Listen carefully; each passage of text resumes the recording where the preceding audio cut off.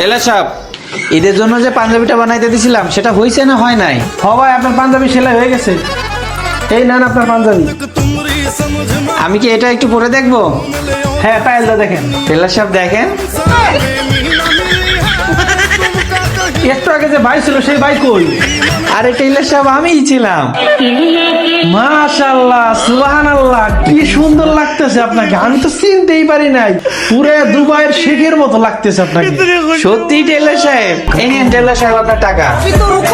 এই পাঞ্জাবি পরেই আমি বাসায় যাব, বাসার কেউ আমাকে চিনতেই পারবে না।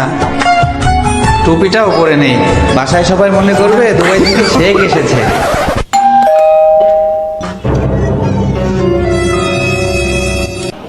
আম্মু, হ্যাঁ, কে এসেছে? টাকা ফেরত নিতে লোক এসেছে, কিছু টাকা দিয়ে দেন।